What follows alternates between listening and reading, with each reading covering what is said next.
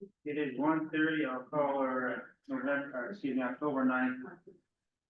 Morrow meeting to order. All commissioners are present. If we can go around the room and do introductions real quick. Lisa Middlestar, Port of Morrow. Eileen Hickards, Port Morrow. Mark Pat, Port Morrow. Jacob Kane, Port Morrow. Randy Warburton, Port Morrow. Greg Smith, CDA. And we're on CBA. Devin Kedro, CBA. Kara Becker. Eric Nelson, Port Morrow. Okay, and on Zoom, We'll start with Sam. Sam Tucker, Board Attorney. John Dory, John Doherty, City of Hebner. Marcine, Marcine Brigham, Port of Morrow Warehousing. Idaho.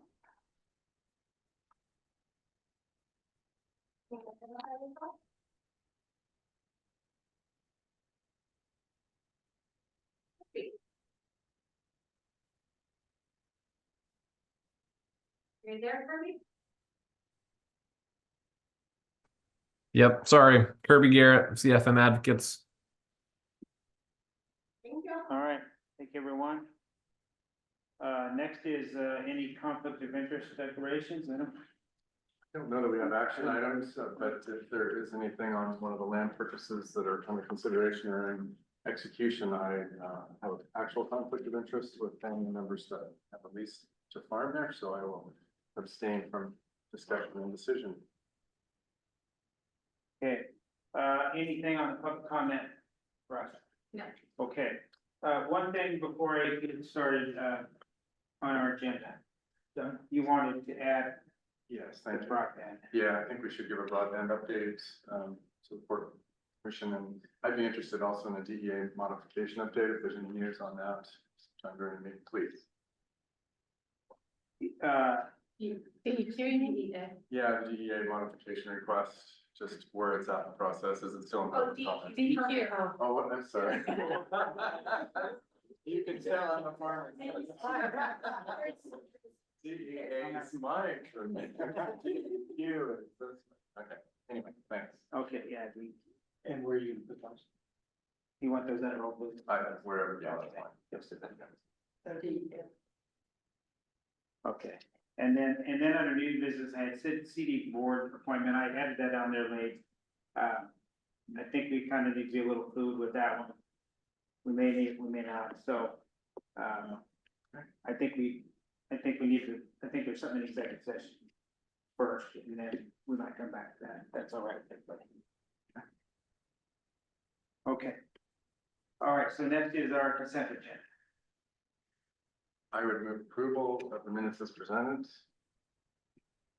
I'll second that. Okay, John, Smoot, and Joel, second to approve the consent agenda, moving discussions. Hearing none, all those in favor say aye. Aye. Aye, any opposed? Okay, motion carries unanimous.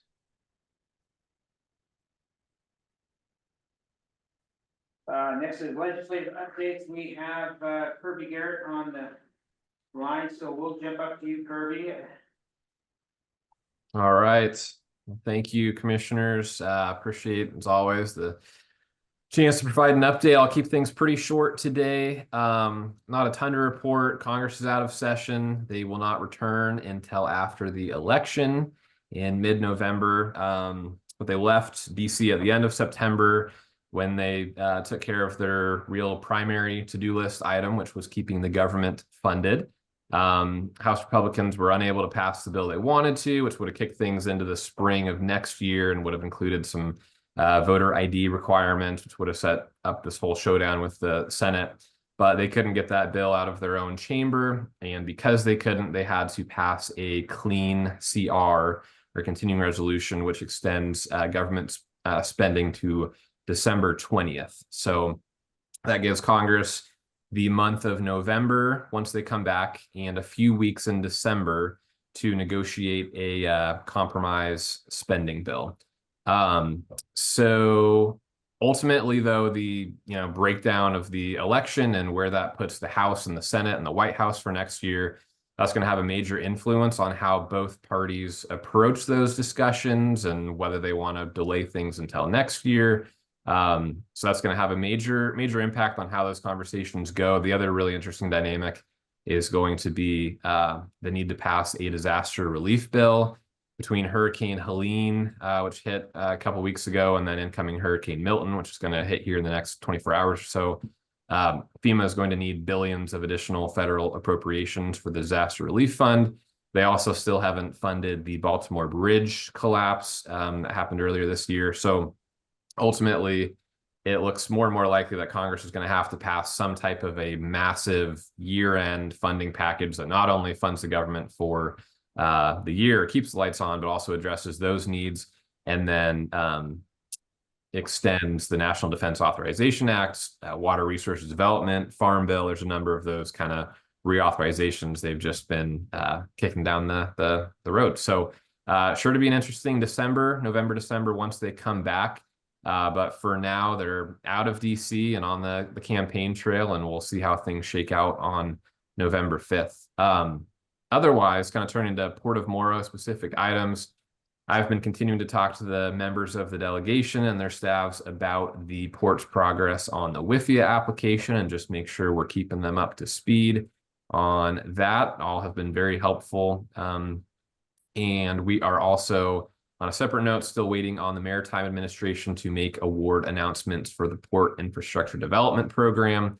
As a reminder, we've got a pending planning grant application into that program for Terminal 3 to reinforce the gantry crane operations there. MARAD should make awards here in the next couple of weeks, but it's always possible that could slip. So we'll keep you posted. But otherwise, that's all I've got for today. Happy as always to take questions, but appreciate the opportunity to provide an update. Anything for Kurt? Thanks, Kurt. All right, thank you, Kurt. All right. Thank you all. Okay. Representative Smith, do you want to give any kind of update? Okay. And Ryan's not here. Okay, so next is our old business, CDA update is first, and I have your name on that. Chair Taylor's, so the most important thing before us right now is what's called property line adjustment. And this has been an ongoing issue, trying to separate out the 4,018 acres of the Confederate tribes of Umatilla, their property, from that of the CDA. We are this close. Umatilla County Survey Department found a few discrepancies that needed to be corrected. Once those corrections are made, that property will be ready for transfer upon board decision. And once that occurs, future and other governments can take. The second thing that's really before us right now is the litigation between the Port of Morrow. Actually, it's not the Port of Morrow, the CDA and Umatilla County. I want to stand corrected for the record on that. On 14th of October, I will be at the courthouse, in which we anticipate we will receive an update from the judge on one of two things. One, a decision will be made, or two, additional information will be requested and picked up to another date. This is really important for the Port of Morrow. I have to remain neutral and represent all 5 entities, but that meeting on the 14th will be critical for Port of Morrow and Port of Umatilla. Want to share with you, we have 2 companies that we've been working with. We've actually had a lot more during the litigation with the county occurred, that kind of just paused, but that was to be expected. So the first one is a lease with Idaho Power. Idaho Power was looking to have a landing spot for materials and supplies. We had that lease completed. It was ready to go, and we thought we'd be signing it this week. We received notification that they're going to pause on that lease for now. I'll give you an update in the future on that. The second is project, and they call it Project A. What I can share with you is this is a Fortune 500 company that's looking to create a subsidiary at the depot. They're not chasing money, so I share that with you.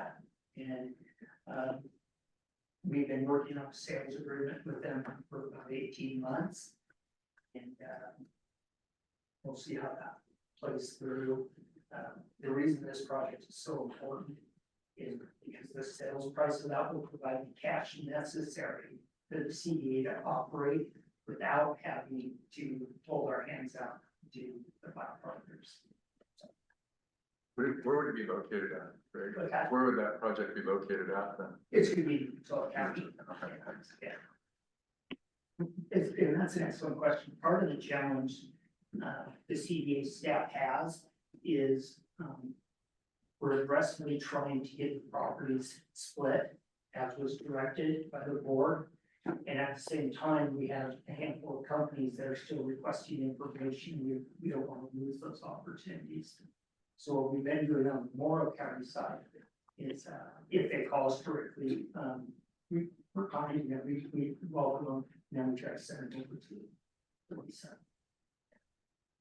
The Umatilla County site just here is just a little different. Their report was asked CDA staff to assist in those activities, and so the companies looking at financially, we should have our audit completed here in about a week. And that we undertook a complete comprehensive financial audit. We want to be able to show our board members, the public, et cetera, that will comply with state and federal law and the performance requirements. So, share the financial just very quickly. This is kind of important. As folks, each of the 5 partners are, I'm going to say obligated to contribute their share of the portion that is needed for the federal match. And right now, we have a total outstanding amount of approximately $46,000. Morrow County did have their opinion. Yes. Yes, we're good. Okay, so Morrow County had a bill of $17,725. I just made a phone call and we got that cleared up, so that's taken care of. Umatilla County was $17,725, 71. I cannot speak for Umatilla County, but as of right now, they have not expressed a desire to make that payment. CTIR owes $10,648, and we'll see how that plays through as well. The reason that is important is because those are the dollars we need for our match. And so hence why Project A, that project we would be selling some real estate is so critical, because then again, rather than putting with our handout, we would have our own source of income. Greg, what did you say about Morrow? More actually, yeah, Initially, that was part of your 46 though, right? that is correct. Yeah. And I just gave them a call and they just said, honest mistake. We're on it. Want to give you a heads up on our road design.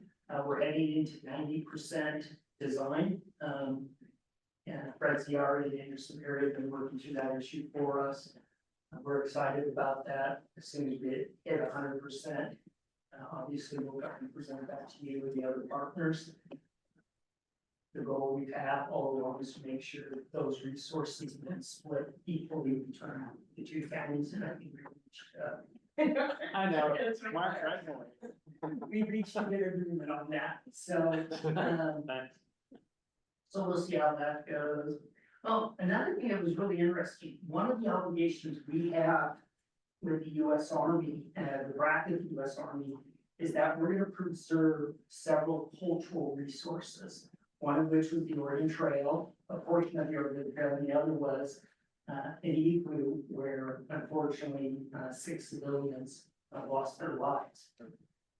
On the Morrow County side, we were getting to go out for bid. And I don't know why I did it, I just did, but I asked the Morrow County planner, are we allowed to put this where we're putting it? And lo and behold, we were not. And how that was never brought up over the last 7 years, I don't know. But the good news is that Tamara worked really hard with us, and we were able to get our necessary zoning permit in short order. What we ended up doing is, rather than having the parking lot on one side of the road, move the parking lot to the other side, and then it became eligible. I'll tell you what, though, when I heard that, it's just like, oh, man, but we got it taken care of, so that's good. Last, is there anything else I should be doing?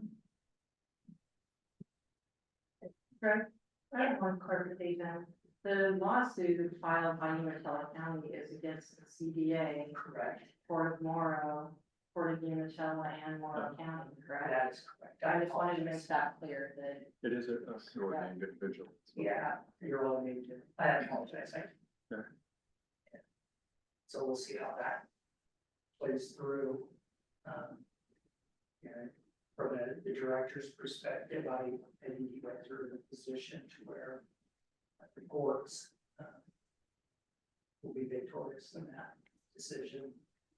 At the end of the day, if you look at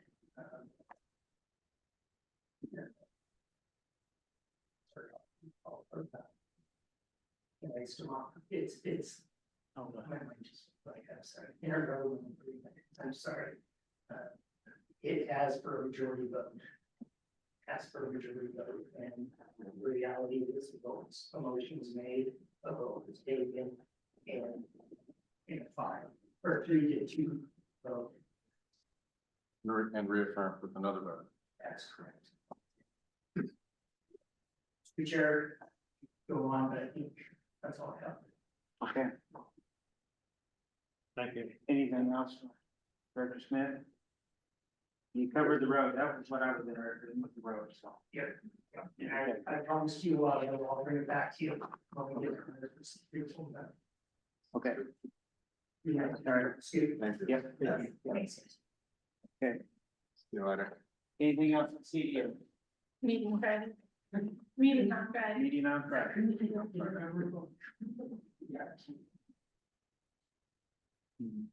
Nice to hear about the city projects.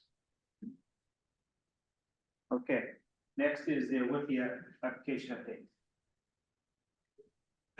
Not much to update on that, guys. We plan to re-engage probably like November 15th to December 15th, we're gonna go back. Are you taking a breather, or so to speak? What's that? We're getting a couple big project Yeah. financings out Yeah. here in the meantime. So, yeah, had a lot, And yeah, then go back. Okay, phenomenal, and successfully. Yeah, Okay, yeah, nicely done. Moving to the next one, speaking of. Yeah, Yeah. there you go, finish up. Short-term financing. Sorry. As you all know, we sent everyone an email letting you know that we were successful. The blended rate on borrowing was like 5.251. So 2-year callable after 1 year. And we hope with that, and hopefully with a successful DEQ Clean Water Revolving Loan Fund loan request, we'll go back to WIFIA and ask them to complete the work on our long-term loan. What was the final amount on the short term? 277. Okay, what is your financial page, that third page? 275,343.75 cents. Which one is that? You'd think that'd stand out a lot. I know. Just saying. See it, yeah. Well, look at it quick because it'll be gone soon. Yeah. Okay. I see it on the I want to see bottom. it on the bottom. According to the information, there was a lot of interest in this, which is really great. It was great. And that's the package? And, Yeah. you know, I would have wanted to play favorites against those that maybe asked more awkward questions than the others, but I didn't have any part of picking Right, who bought. but, They want us to borrow it. Yeah. yeah, Say, I'm sorry, I didn't get that. Yeah. They wanted us to borrow the money because they wanted to spread it around a little bit. Gotcha. I'm thinking we had offers to buy 943 million. So it's about 3.5 wow. times what we were asking for. Nice to see the confidence. Yeah, and, good work on all that for all the staff. A Yes. lot of work getting into that. It was crazy. We were getting emails at 11:30, 1:30 in the morning. David Ulbrich, I'm not sure he slept at night. And he had his knee replaced during this time. It was like, back at it the next day. And some of these emails, 12:30 PM, you know, Western, they're on the East Coast, so. Yeah, they're up. They worked very hard to finish it. It's great. Should. Good. Maybe it's. Yeah. It was amazing to watch that whole process.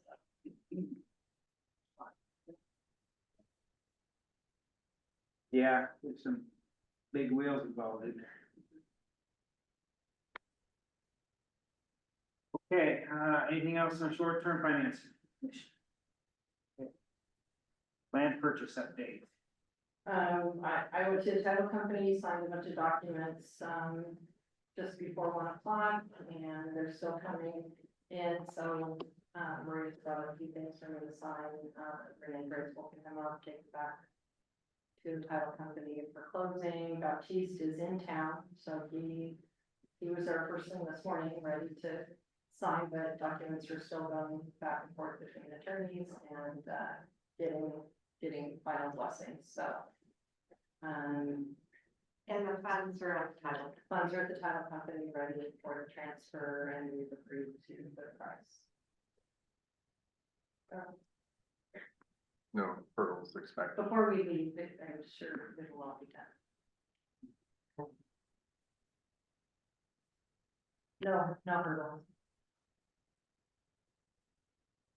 And we'll, later on with the existing leases out there, is that a different update for us after this kind of scenario? Let's say, How about executive session? I'm just bringing it up. Yeah. You got it. Yeah. Go ahead, okay. Okay. Okay, so, well, we put broadband in there. And then Yes. Thank you. So Executive Director for the Broadband Board sent out an email just, October 7th, and it had to do with the Oregon Broadband Office making determinations for grants for $14 million, for the first $14 million coming out for the broadband projects. There's about $1 billion available throughout the state for rural areas and underserved areas. Ours and 22 other applications weren't even scored. They didn't even get through the initial process. They've had these applications for some time, and they were not even scored. They were not, didn't even make it to the denial stage. And unfortunately, the reasons that they gave for this, we had addressed and had been asking questions to make sure that everything was good. And we never heard back. We never heard negative remarks. We never heard criticisms. We never heard news that we needed to do something different. You know, they wanted particularly audited financials. Well, our first year, our income or our dollar amounts in our budget did not require an audit, so it wasn't done. Now, of course, this year we would. But, so we told them that, we sent that in, we said, this is, the Secretary of State doesn't require it, here's financials of the organization. They didn't give me feedback, they just turned it down and didn't score it. And so everyone's really frustrated. Obviously, the ones that didn't even get scored or awarded were frustrated. But I'm hearing that even the ones that did get awarded are frustrated because they cut their request like by 2/3 or a half. Well, how do you do a project with half the fiber for where you need to serve? So everybody's really upset. But I guess I would say maybe the good news is this is only the first 14% of the money, and the process is going to continue on. We're going to have a broadband board meeting soon to discuss. I'm sure we're going to, well, I guess I will speak for myself. I will be advocating to continue in this process, to keep working on this and keep applying to fill in the gaps where it's needed throughout the county. But it's frustrating to hit rock walls like this that are almost unexplainable and super frustrating for our executive director, who actually sits on the Oregon Broadband Office board.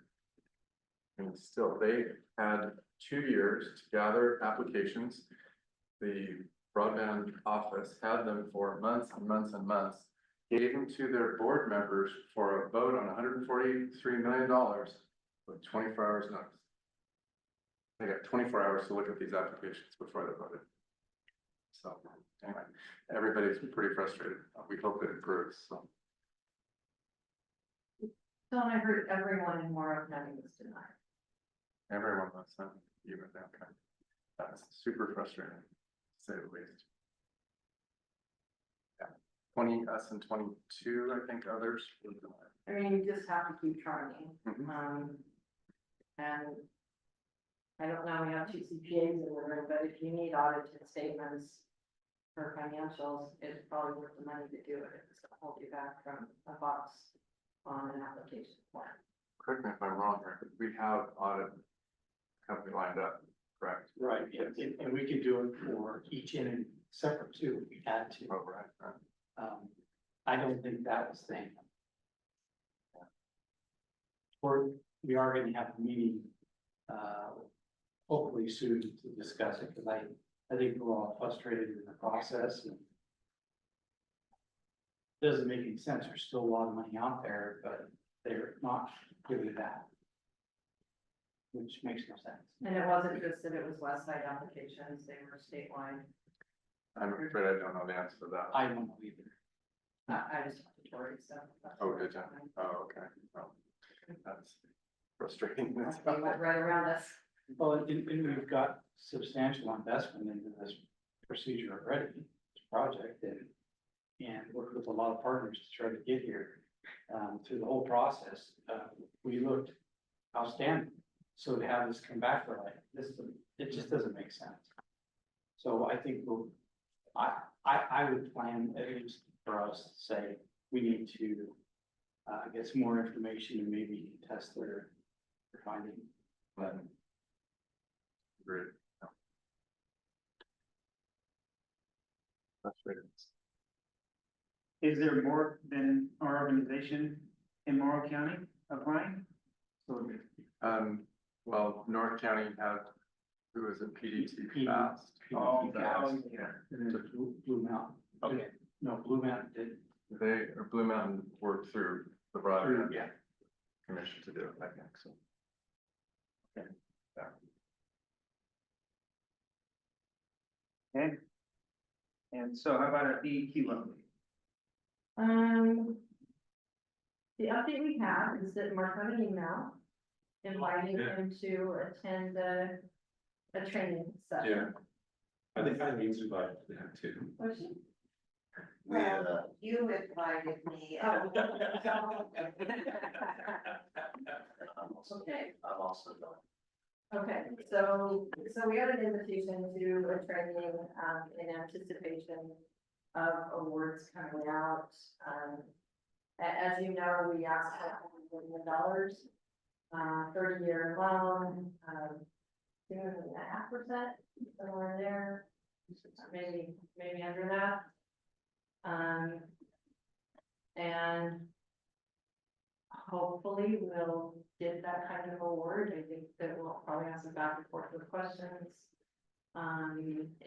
In terms of the exact project that we're going to fund, they told us early on to submit the whole package that we submitted to Withia. And now we'll narrow their mind on that. Is it that one that you're saying? What's that? That documentation? No, that's, yeah, it's Yeah. all in there somewhere. And so we'll see, we'll talk about the exact project to be funded and the dollar amount and what our funding needs are on an annual basis. It was a large request. We know that there was one that was $74 million, Yeah. $76 million from the city of Redmond, and so 2 large applications in the same round, so they might try and fund this over, They were wanting to do multiple years. over 4 years. I want to be done before, so we're gonna have to cut that back. But, there might also be more opportunity for even more. But we've had not heard back from. We might request 130 to fund the whole project. So, that was talked about today at DEQ. This is a DEQ loan that's different from the loan from the Clean Water Act, right? This is No, the one. This is Oh, the this clean is- water. Oh, okay. Revolving, yes. I thought you were, so that was a $50 million kind of account, or that's what they told us, Well, we didn't want to go over that, but We we did. applied for 50 million, and then I called them back and said, hey, if you were to suggest a number for us to apply for, what would be reasonable? So that we applied for $100 million. Doesn't mean we'll be awarded that, but, and it might mean that we're awarded that and it's over several years, we don't know. But we thought that the training, email was a good sign there.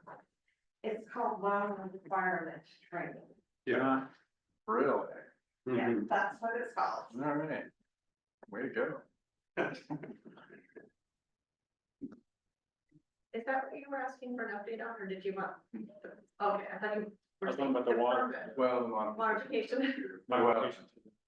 It's after public comments tonight, 6 o'clock at the high school. So, And it's open for a month or something like that, or the comment period is. it's extended another 10 days, but it goes to the 21st Yeah. of October. 21st or 28th. I would say Be 21st. better. Yeah. They extended it. Yeah, it was extended an additional 10 days. Right. Thank you. Okay, is that all for DEQ and broadband? Okay, any other old business? Okay, hearing none, we'll move on to business, new business, personal policy update. You did send that to us, Brandy, and I didn't get near enough through it. Talking with John I suggest we push that down another month for us to. It's quite thorough. Give me. What's that? It looks quite thorough. Yeah. The last one was in 2019, and that was when we combined the warehouse and ours. So this one is updates, law changes, so mostly that, also got pay the Oregon, all of those things are kind of, they all changed July of this year. That was the biggest part. And they got a red line version, right? Yep. All right. Yeah, so if that's okay with the commission to push that back. Please. Yes. Okay. All right, on here is PNWA update. I did not go because we were in the thick of things here, so I went. I. Okay. I told- I guess you're up then. I'm not, okay, how much do you want? It's my first one, of course. And so it was really easy for me to be sitting and meet with new people. I would say sit with someone else, but anyway. One person I met was Rick from CGI. He does the testing and stuff. It was had a very interesting conversation with him about all the stuff they're working on throughout Oregon. He does testing for dredging, for water, there's different waterways and different groundwater issues that they're handling differently. It was very interesting listening to him, so.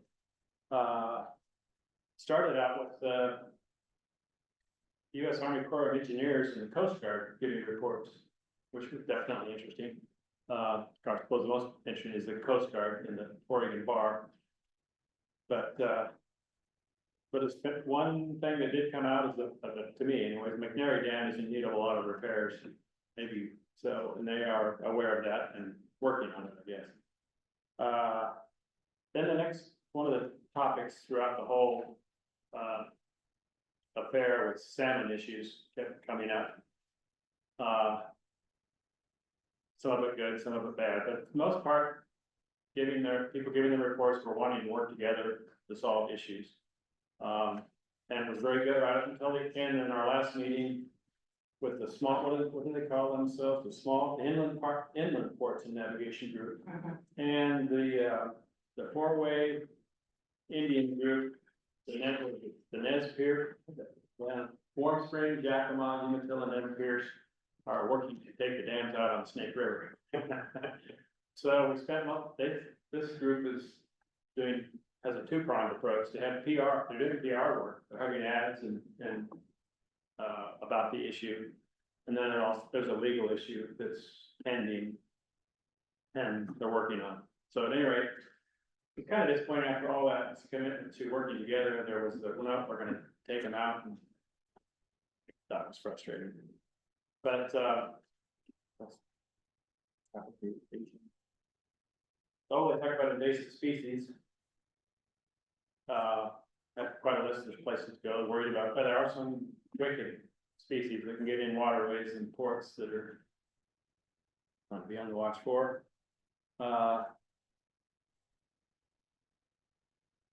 There was one person speaking right after my heart, guy from the what is he, the electrical from Tri-Cities. We talked about, I shouldn't say that right on heart, I think he's pointing out the truth is that these carbon-free goals that Oregon and Washington have are headed towards a complete disaster. I mean, it's just not gonna work. We're gonna run out of electricity and we're not,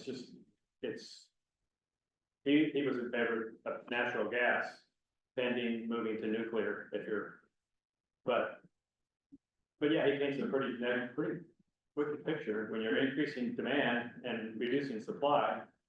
He points out that the wind and solar are, because they're intermittent, you may call it an 800 megawatt, but it's only 20 or 30 megawatt considered to meet at all times.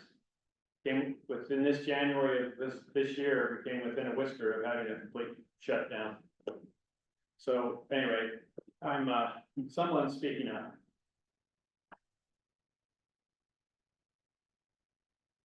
Invasive species. Yeah, and then of course there was navigation on the port of Portland, or the mouth of the Columbia River is a constant job, and then the port of Seattle. If you hear about the ports, big ones, I guess, or Seattle, and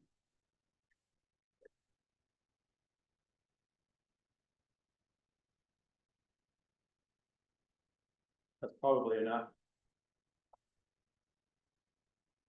Okay, I got a question. Okay. Did they give a timeline on McNary Dam, or did they say, hey, I think we're they gonna talked talk about about dams all at the same time? Doing quite a bit in the next 10 years, but I Okay. recall. What did they call it when they're working on that, when they shut all the traffic down and work on dams? Block closure. Yeah, lot closure. We haven't had one of those. Well, we have one every year, but sometimes it's It's not, 2 weeks. oh, yeah. And sometimes it's extended, so. Anyway, I think some more of those are coming up, Okay, maybe a longer one here. but they didn't have to be specific about it. They were not, no. Gotcha. And you made it through the talks on ballast water, stuff like that, on the invasive species.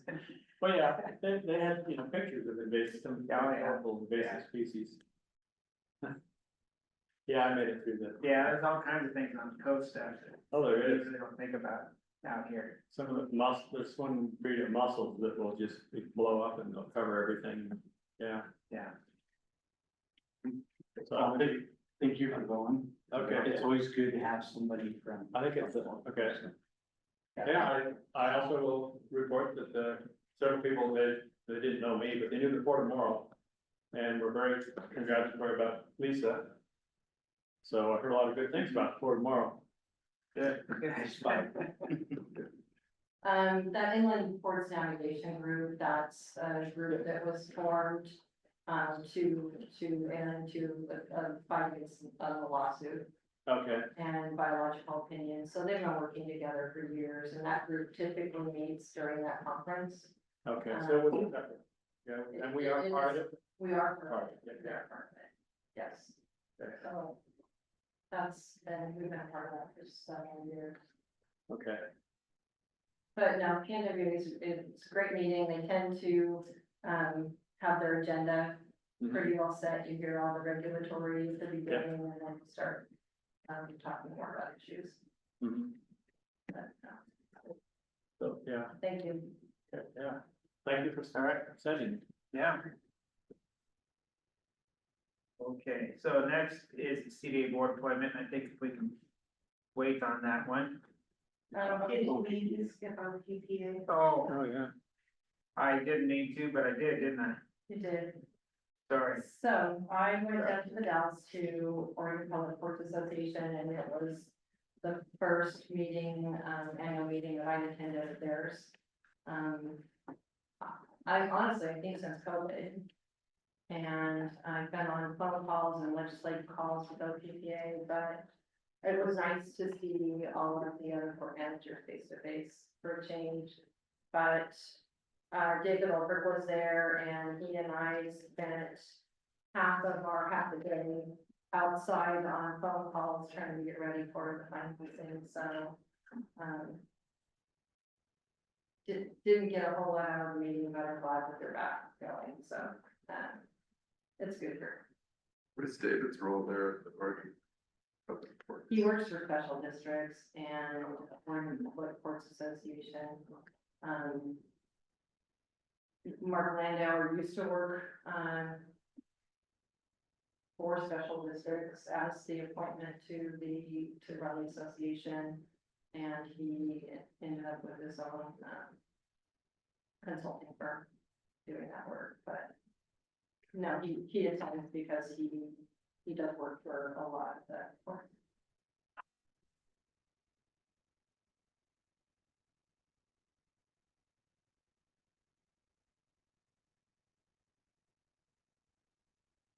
Okay, that's all on that one.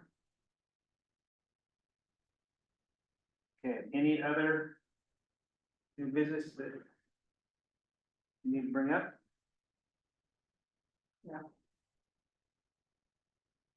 Okay, we'll come back. So, staff reports. Project updates. So we can start with Bill Grant. Okay. Bill Grant's still in the finalizing steps. Most of our fence is complete as part of the grant. We've got guardrail going to be showing up next week. And the striping is scheduled for Monday. And we're gonna start with Olin and then do the striping on Maria Drive, the following day. So most of everything is gonna be completed next week. Okay. Um, What happened? Cause I wrote down guardrail 1 week last month. So the guardrail contractor showed up. They were here. Yeah. They failed. The crew that's with their group that normally installs guardrail was in Alaska. So they sent another crew out. After 3 days, they gave up. And they decided they're gonna come back with the right crew, with the right equipment to get the job done. Gotcha. So that's what happened. Thanks for this. I will tell you, Jacob, I did have someone, in a couple days ago that wanted to inquire about leasing the slip. It was a boat builder. Well, that slip's got a lot of history of build building. I told him that, Or storage. right? So that's the build grant. You guys have probably seen the crane now. The crane's here, it's upright. They had to take it back, do some extra work on it after it's delivered. But it's, we've got the keys, we've got the manuals. It is our crane at this point in time. So that's exciting. It's a pretty piece of equipment. Yeah, it's definitely, if you're anywhere around Boardman, you can see it. Yeah. Yeah. It's big. The airport is still going well. Our lighting crews, our own crews were out installing lights. We pulled them off to work on some wastewater improvements this week. In addition to getting out of the way, they were in conflict with our utility water. Silver Creek Contracting's out there starting to install water line. We're kind of working on top of each other, so it made sense to pull our crew out of the way. Let Silver Creek go. So Silver Creek's out welding pipe together, getting ready to start excavation and installing line. They haven't started installing yet, but they have had crew out there for 2 weeks welding HDPE pipe together. The striping for the airport is on the same timeline as the build grant, so starting Monday, they'll be down here. By Wednesday, they'll be at the airport doing all of the striping.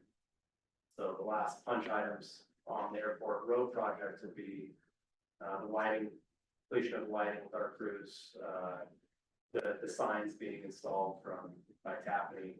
We've got some bigger signs being installed out by Tower Road for Morrow Airport. Advertising signs, kind of like what we've got coming into the main port interchange. So there are big Morrow sign there, and then some security fencing around the airport itself.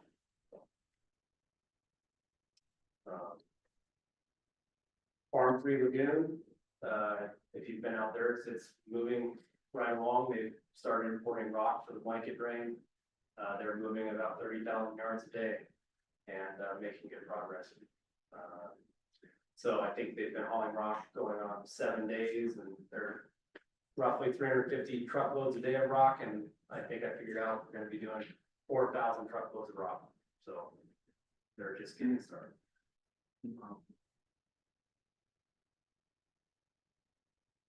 About the issue, an agreement for the floating barge supplier as part of that project. That should be executed in the next few days to a week. Floating barge, what's that? Exactly. So all of our other lagoons, we've had, basically the suction, get the water out of the lagoon back to a distribution station and into our system, our land application system.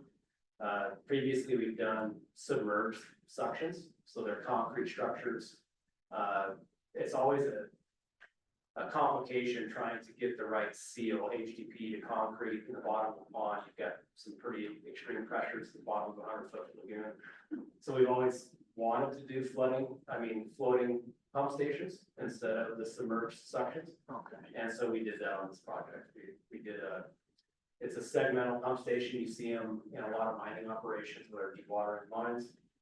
So it'll be a 4 pump system on a floating barge that's held in place with cables. That'll pump water up the pipeline, up the dike to the top where an airbag is, and then down the backside. So there's no penetrations in the lagoon whatsoever.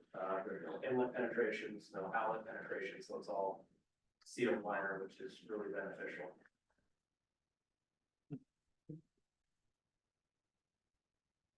Farm 5, we're near completion on that expansion for our wastewater project.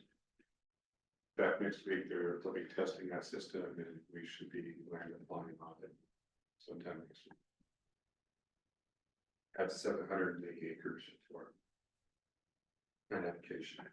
So that's good to get that done, especially right now. crops are in the ground, which start irrigating crops. It's about it, until we get the maintenance stuff. Yeah. Yeah, Safe Center is near completion. I don't know how many of you guys been up there, but it's getting close. So we got probably 3 weeks. I know that the partitions are delayed. But the divided partitions won't be in until like November 11th.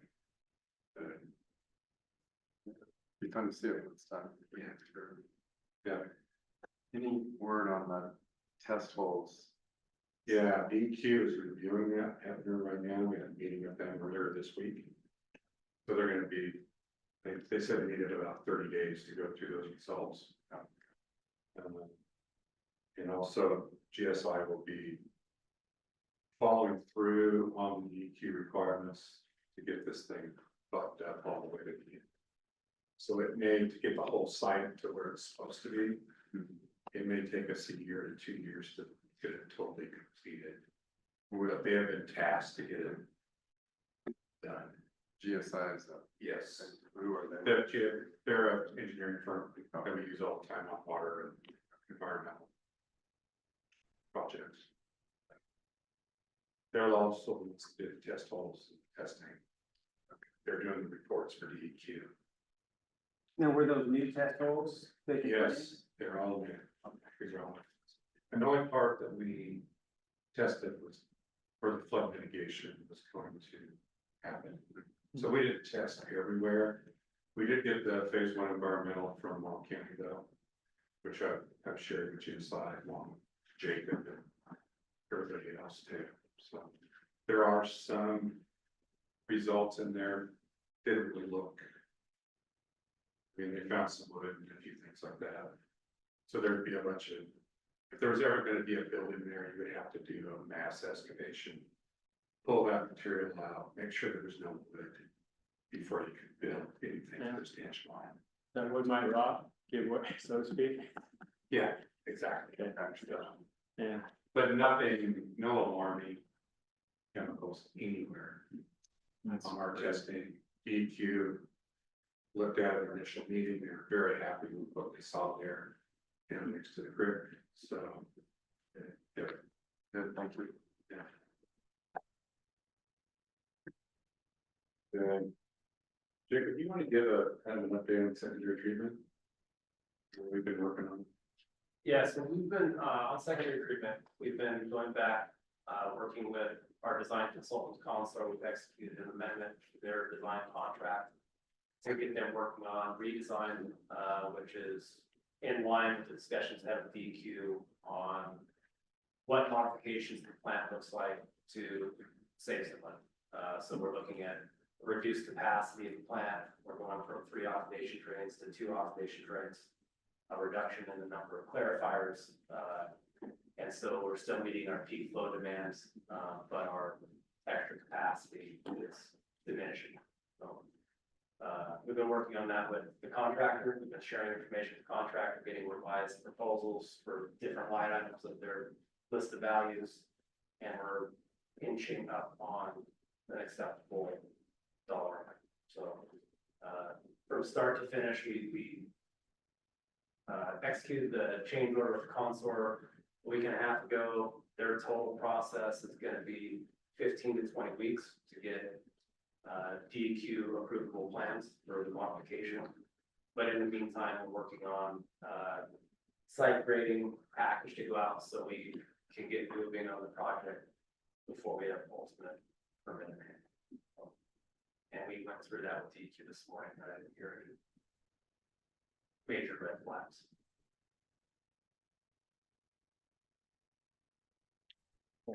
Any questions on that? So how does that timeline with this affect us negatively or, for what we got benchmarks to make? These are all addressed in the permit modification. Okay. Every single one of these items are. We've actually got till 2029 to complete secondary treatment. We're not going to take that long. We should be done in 2027. Yeah, once we kick it off the ground and start construction, I think the real build, and we haven't got an updated schedule from Tapley until we have red line or finished drawings for them to give us a final, cost. But I think we're inside of a 2 to 2.5 year construction window. And our design flow, on the original design flow, just so you guys understand, was 21 million gallons a day. The new design is going to be around 14, So, and we run about 7 right now. And we're not going to be very far off of the timeline that we originally thought it would take. No, we're right on the time. So we will still have capacity, double the capacity that we need today going forward, correct? well, no, because it falls into, so you're designing a system with redundancy, right? So we're building 2 oxidation trains. Each oxidation train average daily flow capacity is 6.5 mgd, right? The peak flow parameters of that train is 9 mgd to 10 mgd. So with both trains in operation, you've got a peak capacity of 18 to 20 mgd. Okay. But if you're in a peak flow situation and operationally you have to take a train out of service for maintenance or you have failure or something, you're still restricted to 1 train, which is going to be 9 to 10 mgd. So if both are operational, yes, we've got additional flow capacity. But as you are well aware, we have scheduled maintenance over certain periods of time, so there's gonna be at times our capacity is gonna be 9 to 10 mgd. And we scaled the clarifiers, so the original design was a 2+1 design, to where 2 trains were operation all the time, and 1 train was out of commission all the time, ready to go into service if we lost a second train. That's where we're not gaining, reducing a lot, it's just operationally, we're gonna have to be on top of scheduling maintenance. And in the events that one goes down, we're running modeling for what does the effluent do, we've gotta push X many mgd through a single train. From a physical standpoint, the trains can accommodate up to 12 or 14 mgd, but we gotta know what the effluent quality does over a duration of 30-day window, because effluent degrades the longer you run excessive flow through the basin. So there's a bunch of different modeling scenarios that we're running through. The clarifiers were based upon the 3 trains, so we were able to reduce the amount of clarifiers, reduce the amount of effluent pumps, split. I mean, it's kind of a trickle down effect. Everything in the system gets to be reduced to accommodate the peak flow design of the 2 trains.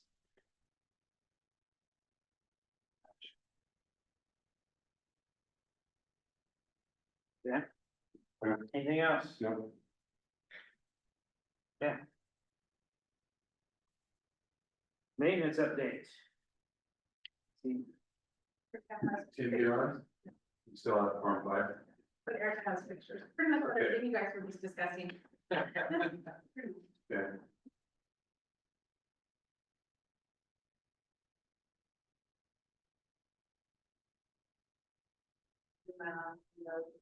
It looks like that was during October. This was, yeah, this Harvest was Harvest Festival.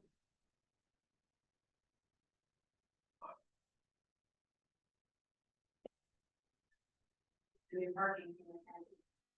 Did it? Yeah. yeah, it was pretty cool there for a while.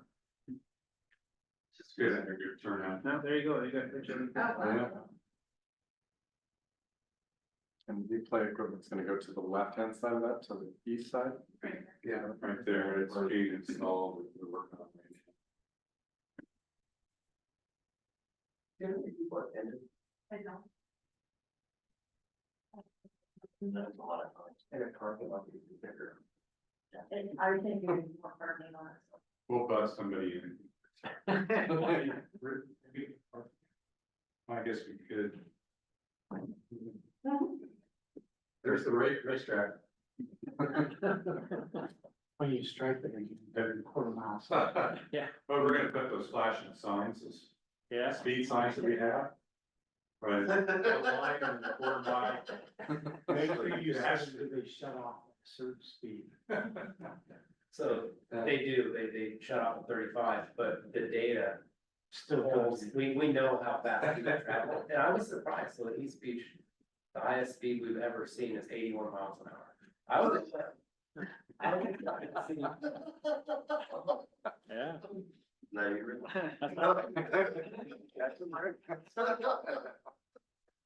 They see the light bulbs going up.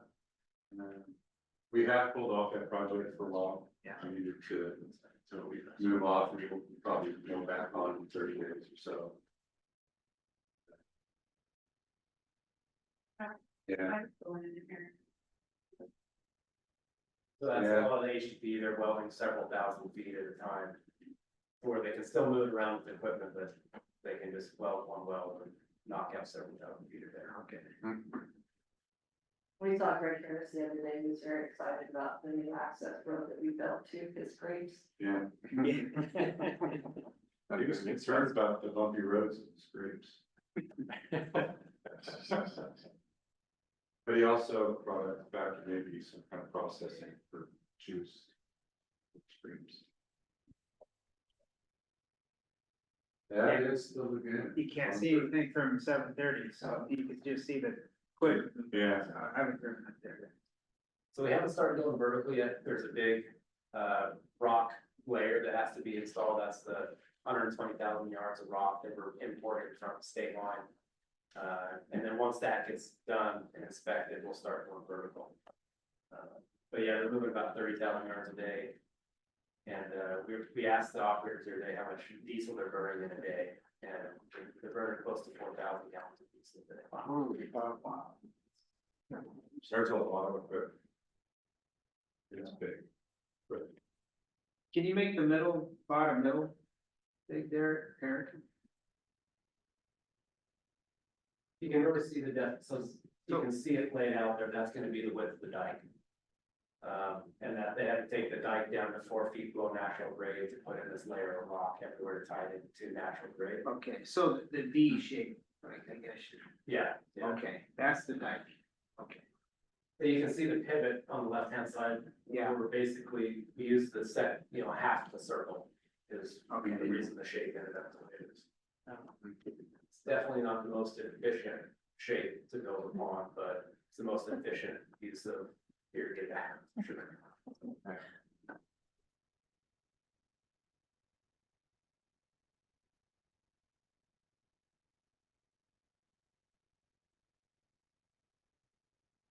it's farm 5. New manifold.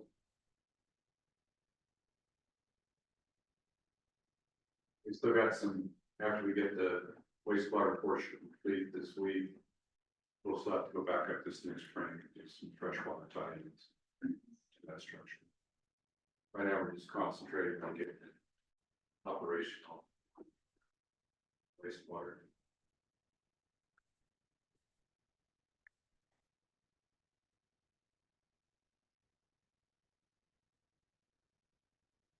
Someday, the project will get striped. Is that gonna happen, Jake? Monday. So when you ask about it next time. Yeah. Yeah. It's down again. It would be striped and open. Okay.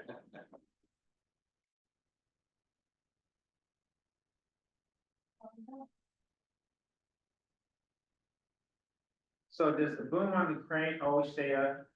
Unless Is there's that the significant storage wind. position or? So we looked into that, because we took possession of the crane, we had a big windstorm last Friday. We kind of looked around like, should we pull the boom down? And so we did a little checking, and up until 50-mile-an-hour winds, it just needs to be pointed away from the wind, which it was. But I think it's about 30-mile-an-hour gusts on Friday, so we see a 50-mile-an-hour wind coming, the boom's gonna go down. We've been talking internally about, until there's a constant use on the crane, we might build some cribbing, some long-term cribbing, and bring the boom down, so we're not in a scramble. Trying to figure out who's gonna put the boom down. Yeah. Yeah, who's on vacation? Yeah. Right, somebody. Okay, good. Anything else on maintenance? It's okay. Financial updates. What do you got, Simon? Well, closed on short-term financing, our unrestricted cash didn't look real hot, 3.8 million. But, we reimbursed ourselves out of the bond funds for 9.9, so. As of October 3rd, we were at 13.7, which is pretty consistent. Down below, which is showing you the use of the funds,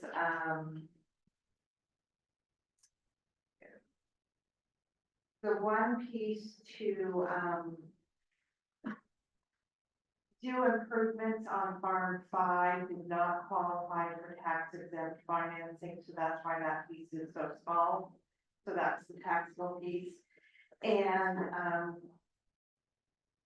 so after the transfer on to the title company for the land today, we have remaining project funds on hand of 84,142,000. In addition to that, they changed their minds on whether or not we were responsible for a prorated portion of the CID bill. So we'll have another $22,000 coming back from the title company on that. The capitalized interest accounts, this was set up to not make payments for the 2 years it could potentially be outstanding. So those are the funds sitting in an account ready to make those payments until it's refinanced. So that's what those funds are. And then of course, the cost of issuance account, those funds all went out to the various lawyers, and there were a lot of them, and our municipal advisor and the trustee, and all those people that were necessary to make this all work. Oh, and then as far as what our operations are, I really want to notice one thing, and I didn't keep the kind off long enough to look into it. Our site supplies are up, and I haven't been able to see what that is, but I didn't see anything else that was of concern or surprising. When we get this next month, we're gonna have a big number on our capital improvements, if nothing else, because of the land, so that's pretty good. And, you wouldn't believe how often we have to answer that question when we do a financing. Why is your budgeted number so much higher than your actuals? Well, because we're always hopeful we're going to do more than we do it. That's why there's. That really is, we always, because we say, oh, well, we're gonna be all the way done with everything by next year, well, we're not going to be because things happen and. But if somehow we miraculously could get started on the next project, we want the ability to just move forward with it. Or if we've applied for a grant and we're hoping to be successful, we will do that and. You know, go back. you don't spend it before you get the grant. Right, and we have had this discussion that just because it's in the budget doesn't mean you can spend it, Right. because you have to wait till there's cash behind that.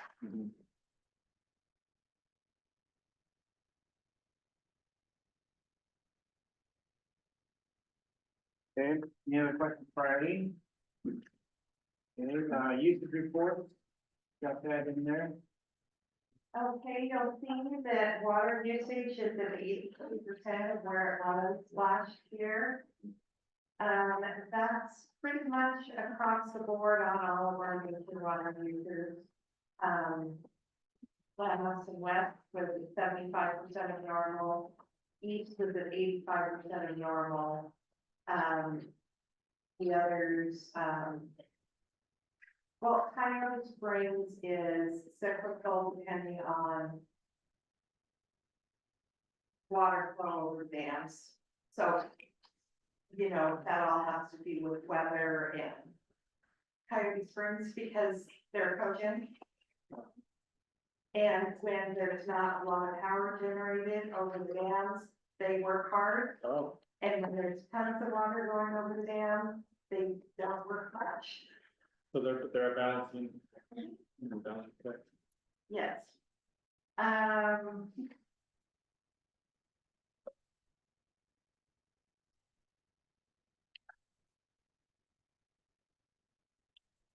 You know, the rail really depends a lot on whether some of our, well, like Morrow kind of Green Roads was really high last month when it was kind of this month, so.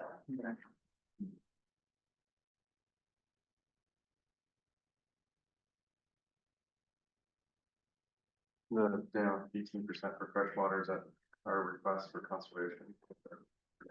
Yeah. It's fine.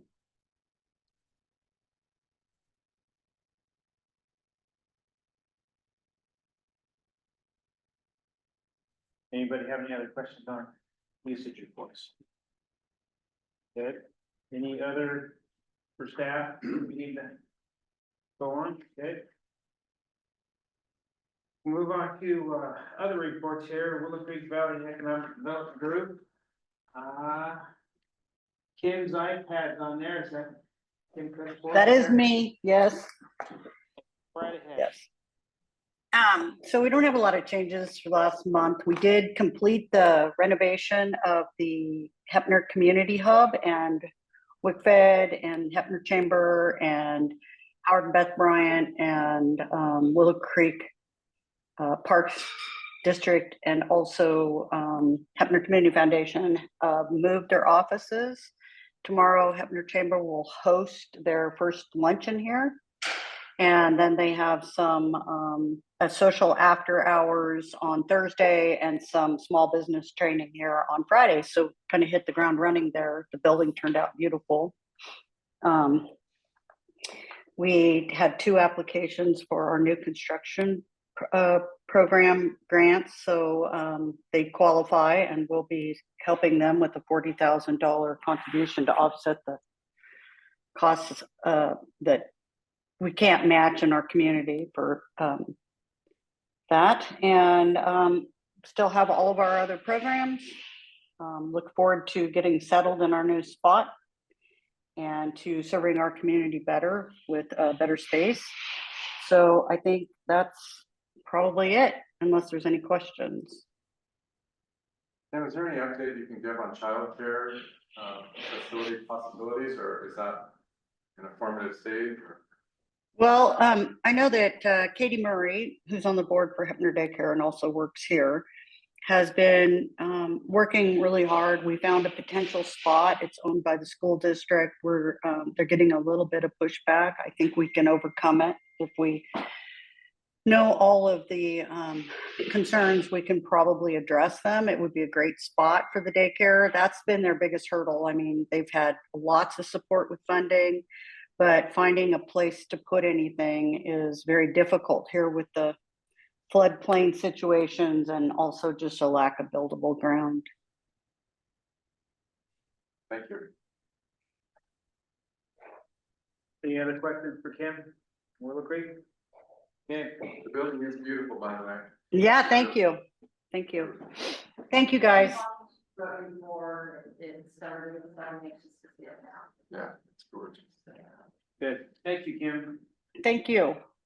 Okay. BCDA, nobody here for that, is There's a report here. there? Okay, ICABO, anything going on there, Joel? We have a meeting. Try to wait tomorrow. Yeah. Okay. Tell us that I won't. You want me there? Okay. Try to be there, okay. But even through lunch. Okay. Start at 8:00. Well, Yeah, I was looking for my notes, I didn't find my notes from the last meeting, so. Yeah. I'll have notes for the next meeting. They are starting construction on the sewer system. Sewer system, yeah. Yeah, so that's moving forward. Construction on the schools. Yeah, yeah. Football field was looking gorgeous, track and football field. Uh-huh, So, yeah. Exciting. yes. okay, any other reports? Okay, for the good of the order, everybody got anything else? I just make a request for our next meeting, and I forgot to mention it this month earlier, but maybe commissioners should think about it. If that Kinzu and the Morrow Development Building, initially it was a partnership between the Port of Morrow and Morrow County, the Morrow Development Corporation. Is that something the port is interested in doing? And if it is, can we do something positive towards that? I mean, as far as commitment wise, just something to think about. I didn't maybe want to put everybody on the spot this meeting, but if we could think about it for next meeting and have a discussion about it, would be great. If you like a 2 minutes today, I can give that update. Okay. Karen's here. Okay. So we're talking about the $750,000 commitment for the building. I did visit with Greg about that. He went back and looked at minutes. 2018, maybe. I'm not sure when that was. And it's a revolving loan, which is very similar to the way that the building that we bought down, or that we ended up, the Tidewater Barren building down here. What Greg said is it would be a revolving loan, so as the building is leased out, those lease payments would go toward paying that loan. So the Barrenburg building, the loan was taken up by who? Port of Morrow? And no, it wasn't our loan. They leased, MDC leased those spaces to those tenants, right? They did, and it wasn't for development money, it was a loan for Van Bank. Okay. And those lease payments made those payments, and when the building was paid off, Then they transferred it. then NBC transferred the building to. So what's the proposal for this building, I guess is my question. What the board approved, and I was not on the board, so I can get a copy of the minutes. I don't know if you remember any of this. I remember a conversation, but I don't remember. I have to go read the. I did visit with Greg about it. He said that it was a revolving loan, he found the minutes, and that the income from the lease spaces would be used to pay down the loan. Who's taking the loan now for this building? I'm sorry, I don't mean to be obtuse about this, but I don't know. Yeah. I don't know what the request was at the time, but I'd be happy to help with that. okay, I would like to discuss it and if we can make either a yay or nay, that would be great. If there's any board involvement as far as financial responsibility or whatever it is, and we just get to the bottom of it. Yeah. All right, thank you. Okay, next is the upcoming events. You got a list there, dates coming up. The end of the month is a county city board meeting, joint meeting. Very good. And then, November 15th is our. You all got an email from Aaron Mhm. requesting. Yes, yeah, I did. So just, I'll remind you as it gets closer, but requesting your RSVP, so he knows. Okay. Okay. November 15th for the Safe Center grand opening is a tentative date. It is a tentative, yes. Okay. We should make sure, you know, that that's tentative. Good. And you might as well put down the Port of Morrow's Christmas party on Friday, the 13th of December. Great day. It will be a themed party with costumes. Costumes are quiet. Gotta meet the personnel policy. It'll be great because instead of 2 weekends or parties, we'll have all the employees and their family in the building. No, They're significant. That's family, they're close one. Yeah. Karen, you wanted to say something? Well, I think I'm for the good of the order. Anyway, we're trying to get people to attend the senior lunches more. So on the 15th, which is a Tuesday, we're going to have our first speaker. And I've asked Mr. Hammond to do that. And he'll give an update on what's going on. And so, you know, if you can make it, this is an invitation, and we're gonna be really doing a broadcast. Because right now, there's 4 or 5 people attending lunch. And if you're cooking for 15 or 20 or 30, that's just not a no-go. So I said, well, I think we can have some speakers, so I'll be talking to somebody from the port. Because I think the plan will be that the first Thursday of the month and the third Tuesday, we'll have a speaker at lunch. So hopefully you can attend and put it on your calendars to support the senior center, because like I say, it's just, So Karen, are you a senior now? no. I'm just declaring, that's what's the matter with the senior center, is none of us want to declare that we're old enough to be senior. They need a different name. Yeah, it was really disheartening when you have to say, well, I'm a senior, but you know, AARP, when you get the discount for, it's okay.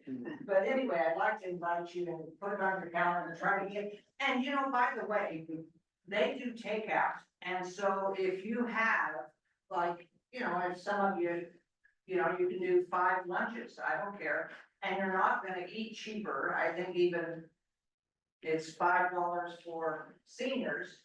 Hey, there's my discount. There you go. And it's $6 if you're not, and so you can eat out and get your drink and stuff for that wage. So anyway, let's try to get that moving forward a little bit, because if it doesn't work, I swear I'm not gonna think of any new ideas. I'm gonna take up knitting. The last time I went with Lisa, and she looked at Lisa and said, I know you're not old enough, and then she looks at me and said, you get the senior rate?" Happening back then? Karen, are they regularly every week, for the dinners, or how does it? They have lunch every Tuesday, Thursday, and Thursday, Every week. Okay, And we'll only have a speaker 2 times a month. okay. And it turns out to be a really, you know, like if I can draw people, I'm sure I can find speakers. You know, because years ago when I used to go over and give them updates, you know, they were in a hurry to go home and take their nap. And so I'm kind of trying to beat that. I was thinking the other day, and that I've got communication from Columbia River on some projects that we might work together on. And I was thinking that Andy and I, or Andy and Sean, should go talk to the senior centers with the Medicare Part D enrollment time period coming up. Yes. The 2 pharmacies went together, I mean, we'd both be able to speak or speak together. That's a federal program, you know, I was just thinking that we probably should do that. That would be great. So do you want to be the speaker? The first Thursday of November? Yes, I can try. That might be a different conversation. Well, I have knee surgery and a full length cast, and I'm not sure I'll be up and about, but I would like to find somebody, and I'll approach Andy about both of us going. Right. And what day would that be? Because doesn't Medicare, doesn't that open up like on the 8th or the something of Yeah. November? I mean, it's right away when you have to start making your new decisions. Right, there's time until December 7th, but it's coming up, and people should hear about it and get information, so. Good, see, I told you, I can find speakers. If I can just figure it out. There we go. The first Thursday in November is November 7th. November 7th, thank you. So, All right, anything else before we go into executive session? Okay, so bear with me while I review this executive session statement. The court will hold an executive session meeting for the permissible reasons stated below under ORS 192.6602. Representatives of news media and designated staff and other persons shall be allowed to attend the executive session. All other members of the audience will be asked to leave the room. The public virtual meeting link will be closed during the executive session, as permissible executive session meetings are not subject to HB 2560. Representatives of the news media are specifically directed not to report on any of the deliberations during the executive session, except to state the general subject of the session as previously announced. No decision will be made in this executive session. At the end of the executive session, we will return to open session and welcome the audience back into the room in person and open the public virtual Zoom meeting link again. For the purpose of consideration of deliberations with reports, executive director or other staff members who have been designated by the board to negotiate related to transactions related to the sale or lease of real property, ORS 192.6602E. And B, for the purpose of consultation with counsel concerning the legal rights and duties of the public body with regard to current litigation or litigation likely to be filed, ORS 192.6602H. And with that, let's take a 5-minute recess and we'll do the executive. Okay, so it's 3:57. We will reconvene in open session. Our last item that we decided to come back to is the CDA board appointment. So I guess it comes back to this meeting on the 20th. I think that was the third meeting. What you might have been saying, I'm talking to Kelly, what you might have been saying, the problems with Greg's performance and what you didn't like about it and all this other stuff was maybe accurate. But I think the way you went about it in that meeting was not good. I don't think it was a good look for the court as a representative. I would never want to be talked like that. From me? From the whole meeting. You Yes. think that I did that? Do you Yes. have the recording of it? I don't. Do you remember what was said about me? Yes, I'm not saying he's not blameless. Okay, I'm not saying so that. what we were conversing was about the grant and only about the grant. He admitted to the wrongdoing on the grant. There was nothing about his employment ever brought up, or by me, his performance. The only thing that we were talking about was the grant and how that got, How did the timesheet discussion? it's on the grant. The timesheet discussion is on the grant. That is part of our responsibility as the Port of Morrow to check the timesheets, and they're not getting checked. Are they? And okay. So that's part of, all of that stuff is grant approval. I won't disagree that JD went into some other stuff that I don't know anything about. I wasn't even on the board at that time. But myself, the only thing I discussed was the grant. I was threatened with litigation. I was slandered. He apologized twice to me. I don't think I did anything wrong. I think I expressly said we didn't approve those expenditures. It's in the minutes. Lisa verified it. We all talked about it. It was supposed to be done a different direction. That's the only thing that I talked about in the entire thing was the grant. I never talked about his performance, not once. It was all grant related, which was on the agenda. Yes. But what I did do was protect Greg. Because they were going to have his thing done that night. And I said, no, he has to have 24 hours notice. He has rights. We have to set up this procedure, which we even have to have public input, which he didn't get the last time he had an evaluation. He had no evaluation input from the public. Well, they just did an evaluation and it was all done. So what I did was protect Greg. Now, what he did was wrong, and we all know it, and he admitted it. And it could be a federal offense. So as a Port of Morrow employee, what are we gonna do there? You What do take it as it was an intentional. He did it on purpose Okay, type offense. I have the emails.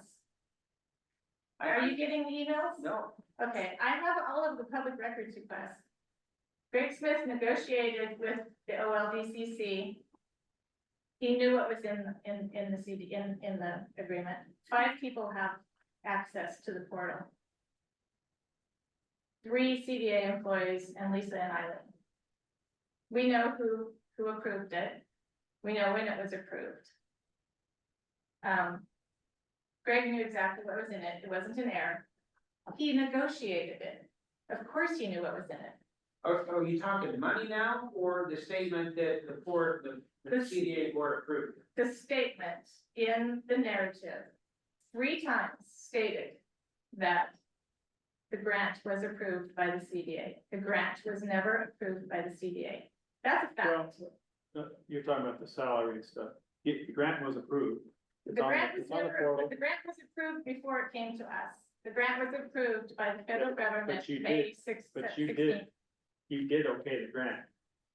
We CDA approved, board we approved the grant. grant, but we didn't approve the compensation package. Well, if it was right or wrong, it was in the grant that you approved. Yes, and it also stated that it was already approved, so we didn't have to approve that, so I didn't approve any compensation package. He voted on it. No, I didn't. I You voted on the abstained? grant approval. I did not vote on a compensation package because it said it had already been happened. Yeah, you're really overblowing this. Am I? Yes. This is a federal offense. Am I overblowing Well, this? I think this, He's me, looking this is on also a pointing out federal grant approval, what's wrong with this. guys.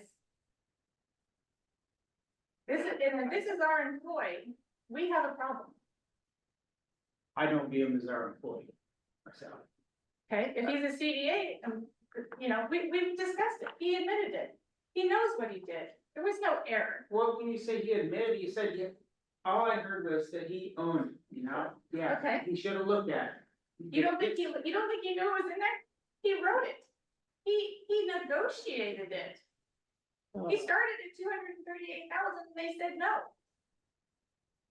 Okay, so now you're talking dollars, and I thought we were talking, It's all in the it's all in the narrative, it says 3 times in there that it was approved, that we had some wage study done, and Well, yes, And so- yeah, that is, yes, the comp study was done, when, right?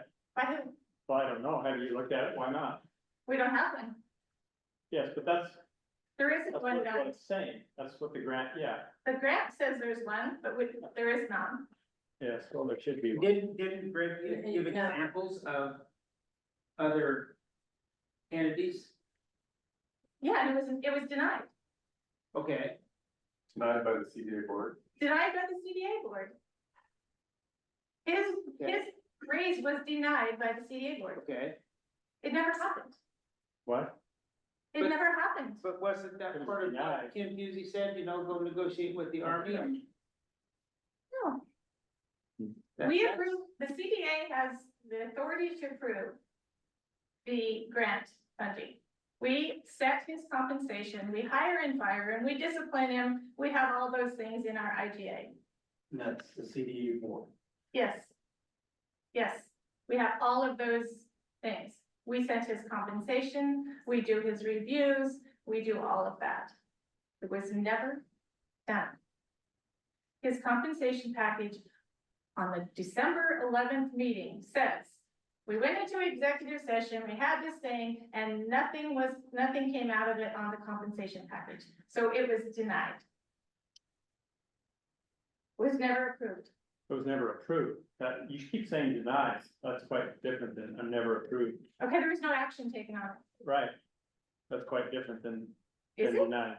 Yes, yes, So who it is, approved it? yeah, that it was, that's You're an, saying that it was I'm approved. saying, it was never I'm saying approved. that it was an oversight and they didn't get that done.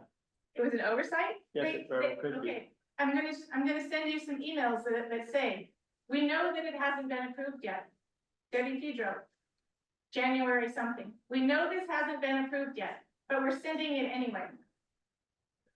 I have that email. You're I have talking it about the grant application. on the grant application. They knew that it wasn't approved yet and sent it anyway. They knew that. So, Mr. Chair, Yes. we can debate this all day long. We're hearing one side of the story. We're not hearing both, because we're not trying to become a court here. I think that will all play out in the future. I don't know that we're accomplishing anything by having an argument. Well, I don't think that they understand the facts. obviously, he's under the impression that Greg did no wrong and that it was some small oversight. That is not what happened. But that's not for us to decide. No, it's for the CDA to decide, and we decided it, and I think that you should respect our decision. We know it wasn't approved. I'm not the only one. There was 3 other members that knew it wasn't approved. That was a vote of the CDA. I'm not alone here. Is the rescinded or took back his, Yes, Yes, because it right. was never approved.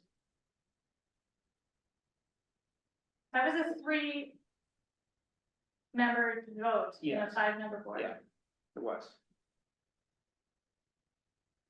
But where I started was just how that meeting went. It was horrible. It was horrible. It was back and forth, Yeah. horrible. I was really disappointed to hear there's no recording of the meeting. How can that be? And if people attended by Zoom, who we have no, I really wanted to go listen to it. I needed to go listen to it.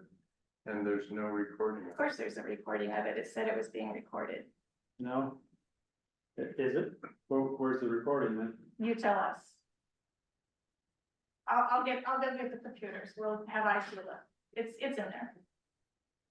I asked Debbie Pedro for the recording of it, and she would not reply to me. So I asked her again for the recording of it a week later, because it usually gets put up. And I said, is there a recording? She said, you will have to talk to Greg. I didn't ask Debbie for the recording. I think I asked. Ask Emily. Emily was the one in charge of recording it. Everyone that logged on said it says, before you get logged on to a Zoom meeting, this is being recorded, and you have to click the button that says, I'm okay with it being recorded. Everyone that I've talked to said it was recorded.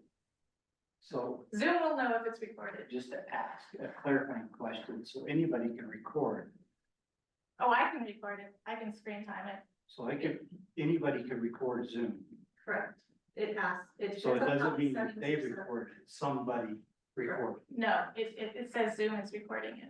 Well, that's my point is, when I log into another meeting, there's somebody else, I think it was a media outlet was recording. When I logged in, it said, this meeting is being recorded, and you have to select yes or no.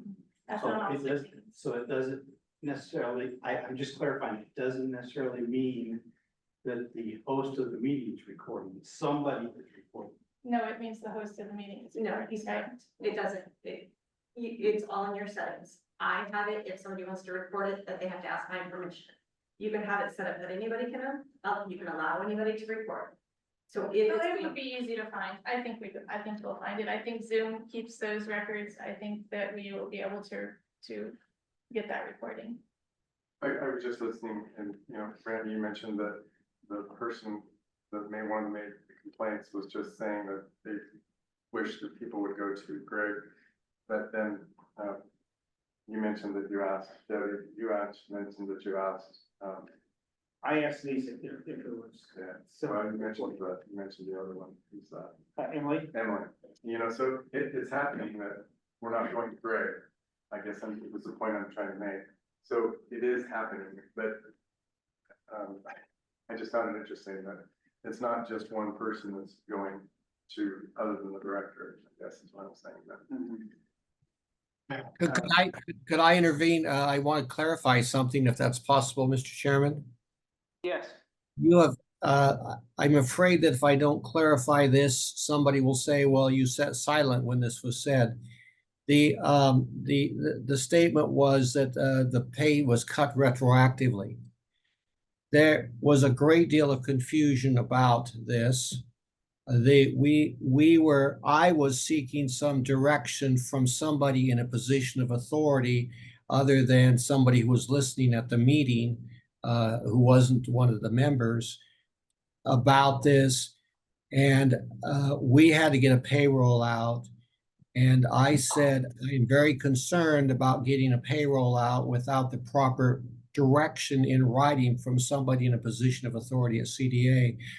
And Kim Puzzi then sent an email out just before the wages went out. And the future wages were modified as Kim said they should be back to the earlier date. but we have not received instructions, and I don't know what to do for sure about the past. There's lots of indication that there was a motion that said it should be retroactively done. I didn't know, we don't know for sure, we don't have the minutes. So when people said, and their past wages have been already given back, that's not the case. It's possible in the future, but it hasn't taken place yet. Just wanted that clarification. We need to clarify, only Greg's payroll was adjusted. All the, Eileen, backwards too? No backwards at all. No backwards. His was reduced to the prior salary level. That's There right. was no change to Debbie or Emily. And no retroactive change. That's, I just want you to understand that that wasn't done yet. And we're waiting something that clearly indicates that I am comfortable that that was the official action taken, minutes or direction for the chair or something like that. Sorry, not relevant, except I wanted that clarified. I've heard comments about CDA if it's not following its own directions. For example, the book that I read in the previous meeting about, they talked about it last year or 2 years ago, that needs to be approved before it goes in, it wasn't done. And then I see this letter from the board, and I know it's from 2015 with the previous director, majority different board, but we've got all these things on here that we said we'd monitor and we're not monitoring, and I'm not sure we felt it was our place to monitor, but we stated that we would. It just makes me uncomfortable. Okay, it just makes me uncomfortable. And I'm not casting blame. I don't mean to do that, but I'm just saying, for us to silence somebody that speaks up, now maybe I would have spoke up differently in a different way, maybe not. I can't even tell you because I didn't get to see the meeting. I have a hard time with it, and I will be voting accordingly, so I just, for whatever comes out, so. I want to say that I think I made the right decision. I think that the board made the right decision. I wasn't the only one making the decision. Kim Fuzi, as he just stated, feels the same way that that decision that was made was the correct one. And I don't think that's. He's standing beside, really- behind our decision. Yeah, I can get that, Mhm. yes. It's just the way that meeting went. It was a horrible meeting. You came at Greg like with a vengeance on it, like he had this personal vendetta against him. No, I wanted him to tell me the truth, and he didn't want to say it. He finally said he admitted to doing it. I don't remember that part. I mean, other than he said he owned, That he owned it. he should have known that it was there. He did know it was there. It's in the email. And so did Debbie. It's all in the emails. It's all in So- public records, guys. Do you want me to send it all out so you can see it? I'm getting it every day, every day. Every day. Anywhere. Public records request sent, delivered to me from the media, and so is all the board members. All of our board members are getting the same things. We're seeing what these public records say. We know that he negotiated it. We know that he asked for more money. We know that it was approved in May before we ever even saw it. We know those things happened. Those are things that he was supposed to change and didn't change, and therefore that's where we're at. But it's all behind us now. When We you say can those all move forward. change, those things he should do, like these things, it's not they asked for it. A board member asked for something, it didn't get done the next year, but it wasn't a matter of policy. It was just something that was asked for. Well, you're asking 5 entities to pay when they don't get a vote on it? Correct me if I'm wrong. I'm not following it. Correct me if I'm wrong. We, The board approved the grant application in May. Or, I mean, in June. in the CD, or no, it came through, Eileen signed it May 2nd, is that correct? The federal government signed it May 16th. That application was completely approved. We were on the hook for all of those dollars, all 5 entities. Through the IGA. So. Well, you didn't have a meeting in May. I don't remember. No, it was approved through Eileen. Eileen approved the grant. Well, you didn't have a meeting, so, yeah. There was, you missed a lot of meetings, so it's hard, yeah. What? There weren't very many meetings. Oh, no, So- no. And this grant is from April through, yeah, so they might have moved forward with it. When they shouldn't have. And they shouldn't have, because they didn't give 5 voting members a chance to vote on those dollars that were coming through their budgets. That's huge. It didn't used to be huge, it didn't used to be a problem, but now we're asking these people to spend $256,000. Next year, it's gonna be $400,000 of our 5 entities' money. They didn't vote on it. It was already a done deal. Matter of fact, if you really want to know the truth, if we're not gonna follow the IGA, the port's on the hook for that money. As the fiscal agent, or what?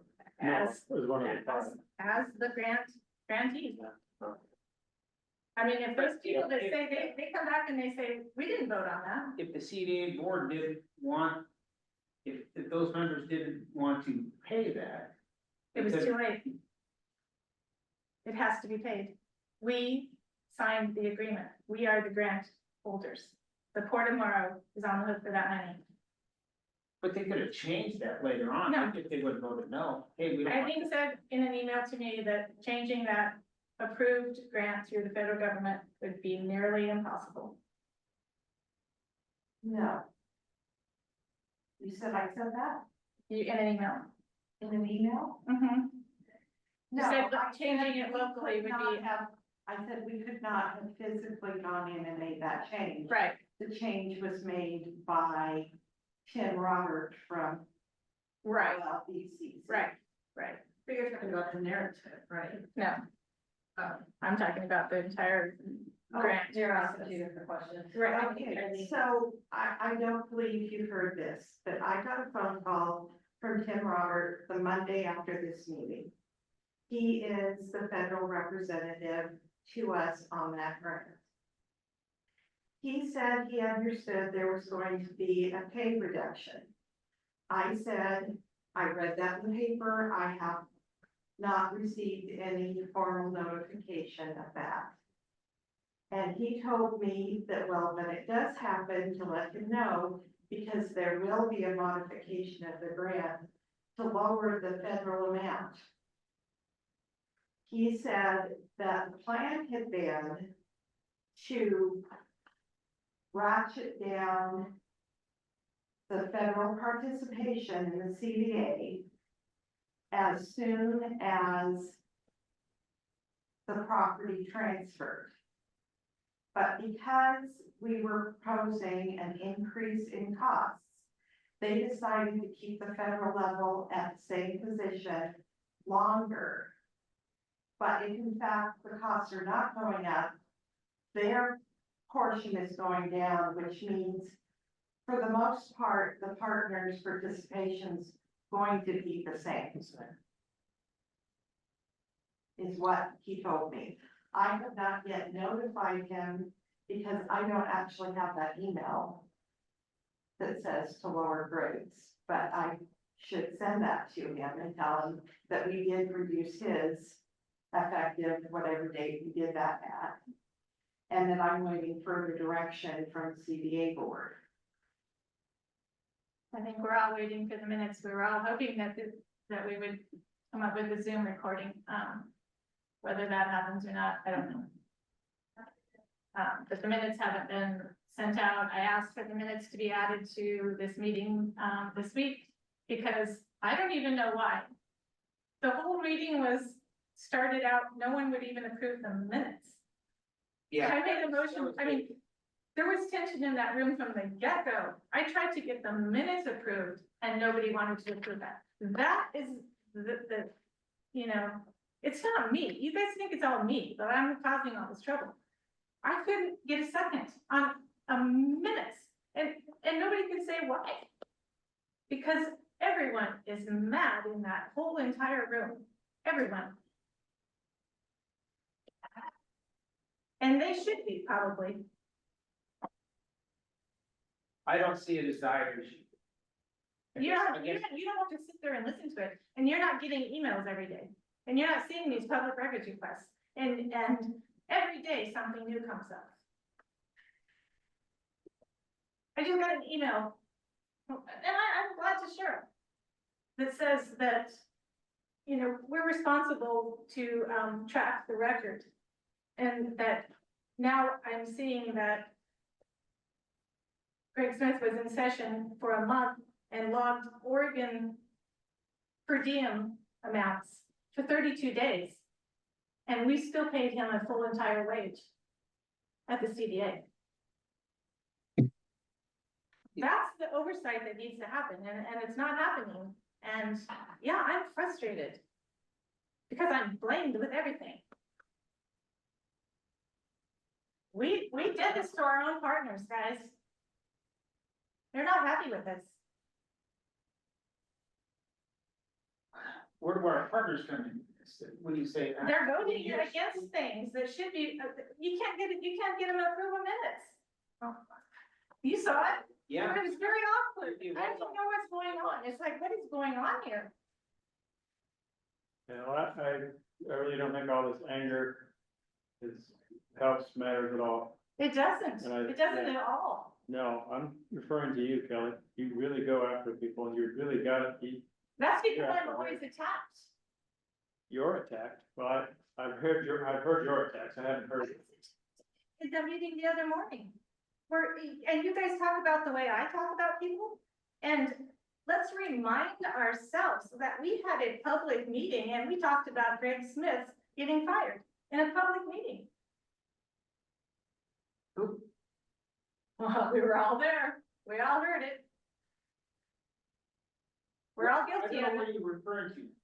I'm referring to the meeting that we had after the executive session where it wasn't on the agenda, and we talked about that I had somehow said that I was firing Greg Smith. We discussed that in a public meeting. We should not be discussing that in a public meeting. I don't remember that. You don't remember that? It was the meeting where we didn't have it really on the agenda, but we went back to an older item. When I indicated that we should tell the grantee and the grantor that we didn't approve that, and I was taken to the woodshed by this board. I was threatened with removal from the CDA. From this board. We talked about Greg Smith and employment. And this board.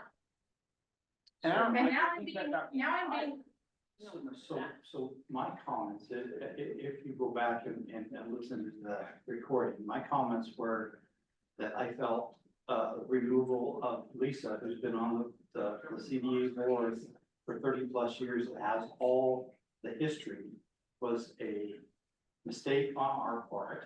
I didn't call for your removal. yes, you did. I said that I felt that she should have been allowed to stay on that board, and I would support her being back on that board. So we would have Lisa, who is Greg Smith's employer. Lisa, who works for the Port Commission, Yeah. because I also said. Who may possibly be Greg as Smith. Kelly, I also said that Employer. It's That a bad was idea. never viewed as an employer. I mean, nobody ever viewed the court as an employer. But we are now. I have zero control. over Yeah, we this never, Port Commission. you're right. We never did before, but now all of a sudden we are. We're taking an employment complaint. And I don't No, know. an employment complaint was delivered to us. I don't know that we're supposed to be going down that trail. That's true. I know what happened. That's true. It's in the public. Greg Smith made it very clear to all of the board members of what he was gonna do. Do not want to No, no, this is where you get into trouble with your tax, that's not true. He didn't I don't tell know me. that one. Yeah. So. Well. So what is of course now, to continue with Kelly as a board member. Everything on the CDA board is nothing but tension. That's what I see. And just the way that meeting went. And So do you think it's gonna change? Because it's not the board member, it's the board. It's what's happened at the CDA. It's the feelings there. I mean, we're in litigation with our partners. What do you think that the feeling is going to be? Well, it's not all gonna go away, no. But None that of it's gonna litigation go away. isn't No, none of it's gonna nothing go away. that we instigated. Yeah, we instigated it. But I, Because we made a motion and. Yeah. And. Yeah, we knew what was gonna happen. We knew that they were gonna be unhappy. We knew that. Unhappy is one thing, litigation is a whole other. Okay. Yeah. Well, we made that motion knowing that there would be litigation, right? No. no, I wouldn't agree. again, you bring up some issues that need to be corrected, but my gosh, this way of doing it. Yeah, it's hard. No, really no, hard. this attack. And with such a, I'm sorry, it's self-righteous, it's, you know, you're. So that's because I'm right, because it happened. Yeah, but that's, You know what this looks like to me, and you know what it is, and I'm gonna tell you right now, I went out and got whistleblower protection. I had to, because I knew this retaliation was coming. It How is starts, retaliation. how is this, I'm being removed from my position, that's retaliation. I was threatened to be removed in the last meeting, that's retaliation. Well, I was at that meeting. I'm I don't subject, remember that. I'm subject I to heard that public accusation, records though, from request. someone else. I'm subject to public records requests that no one else is. That's retaliation. Yeah, Not records request from this board? No. yeah. I don't know what, yeah, I don't know. So if we don't stand up for someone that does something right and speaks out, who do we stand up for? I think there's a right way to speak out, Of course there is. and there's an improper. And I did that. And Do you as- remember as- what I did? As an elected official who represents the Port of Morrow on that board, I would expect a little more professional. Do you remember how professional I handled it in the beginning? And do you know what happened? I said, I think we need to tell Eileen and tell the grantor that the wages need to be reduced. That this was never happened, we never approved it. I went to my board chair, sent him an email, said, I think we need to alert these people that we didn't do this. And guess what happened? Does anybody remember? You asked for a special meeting. I asked for a special meeting Yeah. and I was denied. And you were not. And I asked for it again and I was denied. And I came to this meeting and I was told never to do that again. Do not expose that corruption. Never do that again. You have to have permission to write that letter. Wasn't that what I was told? If you're acting on behalf of the Port of Morrow Commission, you should have our input when you do something. So I, You represent the Port of Morrow Commission on a CDA board. That means you speak for me and everybody sitting. so why wouldn't I have the permission from the CDA to act? Why do I need the Port of Morrow's position? That's who I went to first, was my board that I sit on, that I represent. And I do the best things possible for that board. And I did. I did what was best for that board. When we brought that up, you hadn't come to us about that yet. Why would I have to? I went to my board. Why would I have to to? your board. Why would I have to? You went to your CDA board. Yes. Yes. the only authority you have on the CDA board is granted to you by this board. No, Yes. Lisa sat on that CDA board. If you're not on that You board. didn't you have correct no her. No, I disagree. She's an employee. We have direct control over Yeah. her, and that's Exactly. what I mean. That's quite the opposite. She should have been the representative so that we tell her, this is what we expect. And if You she are doesn't do what you say, do you fire her? That's why we, That's that's what why we this did. board decides. Yeah, that's why Okay. we removed That's her what because this board decides. she's working for us. She shouldn't be subject to our scrutiny on her decisions. And that's what you're doing to me. I think. Yeah. I did the right channels. I did everything correctly. We know what he did was wrong. Does anybody disagree? I don't disagree with that, I disagree with the tone, with the conspiracy type thing, oh, this is awful, I think it was done wrong, yes. But here again, I think it was What oversight. conspiracy thing are you referring to? What, you keep talking like this is, here it is, you saying this was done in secrecy.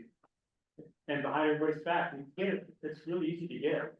No, it's not. I can't get into that. There's only five people that can get into that. This is the one you voted on, this. I got it the this, same day. And how many times does it say in there that it Okay, was, you just. how many times does it say in there that it So was already? so it is available.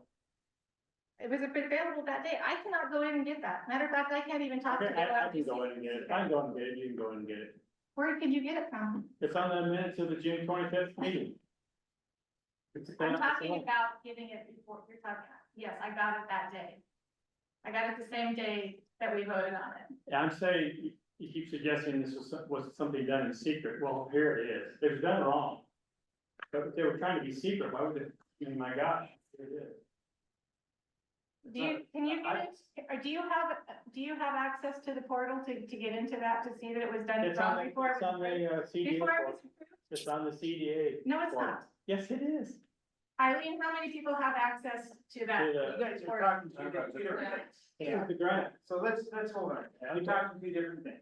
You're talking about the grant. Yeah. That's the grant. I don't know what The you. grant explained everything that was in the budget. Uh-huh. And the budget has gone that way every year. Right? There's no other budget other than the grant budget, right? Until this year. Until the R5 partners were expected to pay. But we Out of their we pay every year? Yes. Some, not enough. I mean, it's increasing. Sure. It's a lot bigger deal. And I'm sure all the partners are aware. I mean, I know I would be. I mean, but I've been around. Are the partners paying? Are they gonna pay this increased amount? They aren't paying the smaller amount, are they? Those were the numbers Greg brought up today. Right. Yeah. But what happens when these bigger numbers roll in? That's partnership. Yeah. Well, the budget is done. I looked at it, when did it come out? It's pretty much all the same expense wise, but they show the declining, grant money coming in, a 5-year budget. Yeah. So To answer your question, yeah, costs go up. Except for Eileen saying that the expenses went down, so I guess maybe. So when we, Right, but we actually, yes, so that part of the budget, 5-year budget plans are always subject to change with new information. But anyway, it does show the declining grant money. So that was that. Well. I feel that the CDA board would at least go along a little better without all the tension on it and with that view on there. Because you bring a lot of attention to the whole thing. That's what I did. because he's being investigated? You didn't expect this? I didn't expect the way that meeting went and how ugly that was and how hard it was. I mean, just to be a public official. And you don't think that it went both directions? Mr. Chair. Yes. I think we debated this. Yeah. Well, I don't think everybody was there. We're having the same. You were there. We're having the same conversation over and over and over. Yeah. He did, he said some things he shouldn't have said. Yeah. But going forward, now all this tension's there, and then, No, it's over. and then you. It's all over. then We've you're gonna- discussed what we had to discuss. and the then- tension and should then- be over. and then you're gonna get into an evaluation of them this fall. And.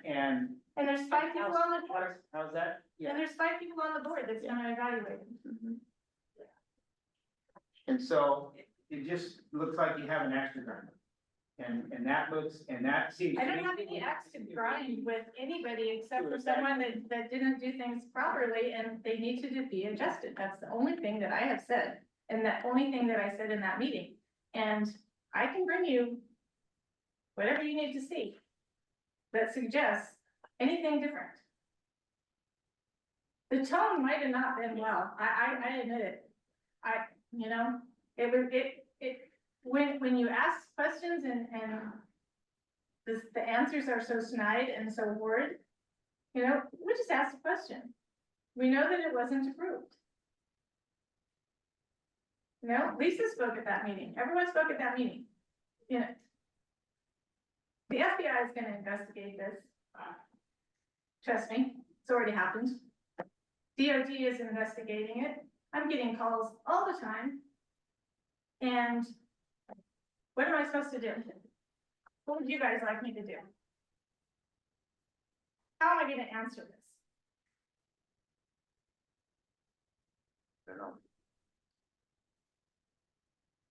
I'm the flip reply, it's the word, I'd like to go home, so what's the next step? I'm gonna say that I would like to stay on the PBA board.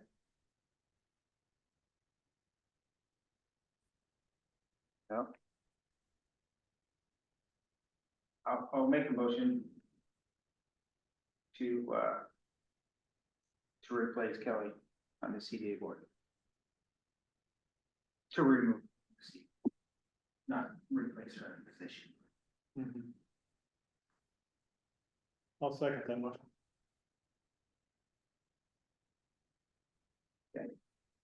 Anything else?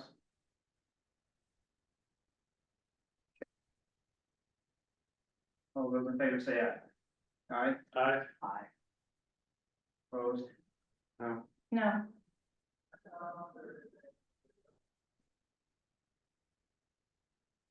Okay, Rick, myself, and Joel voted affirmatively. Kelly and John voted no. 3-2 vote, motion carries. So let's put on the agenda for next week, the new litigation that's coming. For retaliation of the whistleblower.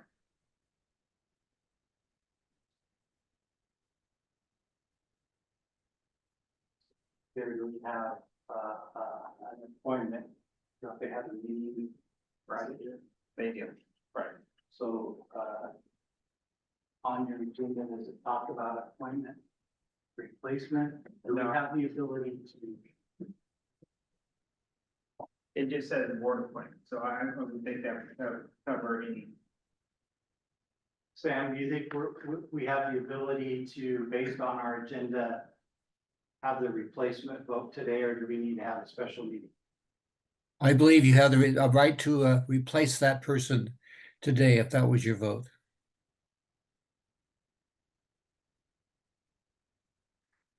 And yes, Lisa, So you're already the alternate. that's true. But Joe is also listed in something that, I guess so. well, I guess so. So how does that work? The same argument would follow. It would. We're concerned about it. I mean, the majority voters should comment on that, actually, but I don't follow where I'm. You are a participant. Sam. Because I was at the meeting. Or, And didn't stop it, And is didn't what stop. Sam said, Uh, correct? okay, And it's just an allegation. yeah. I mean, But you took the allegations against me very seriously. Matter of fact, you made the motion. So I'm gonna make the motion that if you have an allegation against you, you shouldn't sit on the CDA board.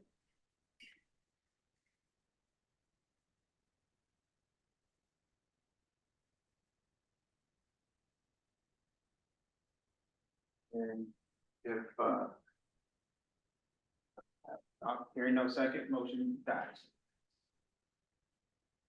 Okay, So I guess I'm gonna go back to my original argument, months ago that I feel that Lisa should be the board's representative on the CDA board based on her history and knowledge of the whole process, 30 years worth of information. Because again, it sounds like there might have been a disconnect of who knew what, how, when. So that would be my motion.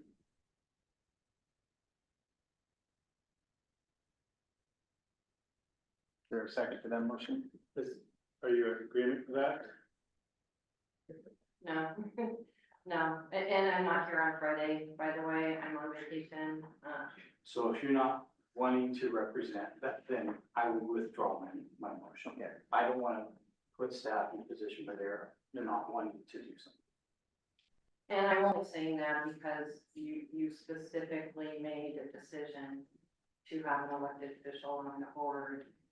I would love to be the alternate on that board, but, I wasn't. So that's okay.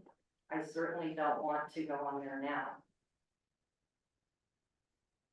But you're my bosses, so you do what you want, but I'm not available on Friday. we're not forcing it, I will not do that. No, And as alternate, I mean, I can step up and be that person. Till we decide that, otherwise. Rick, are you? I'm gonna try to stay out of that one. I have no history at all with CD. I've been to one meeting in 10 years. Okay. Do you have any interest, Joel? Not really. For one, three. Yeah. Around the hook, Yes. maybe two, if we need an alternate. I would move that we appoint Joe as the representative. And then I would be willing to, if somebody would like to volunteer as the alternate, I would name that person. Rick, you be the alternate? No, No, that's what she said. No, that's not what I'm willing to volunteer you, No. is what he said. It's Okay, really okay. tough, it's tough to come on, I'm sorry. Yeah. We have a motion. Yes, I'll be alternate. And so I would put, forward in my motion that Joel would be the alternate. Okay. For a second to that.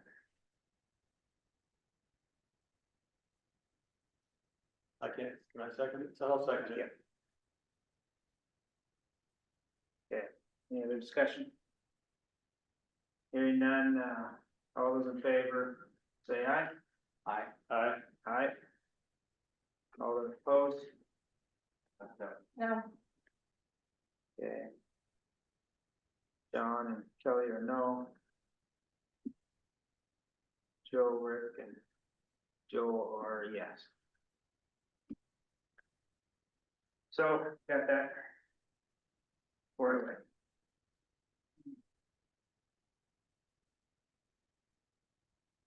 So we'll have to take care of that item. There are no other items on the agenda.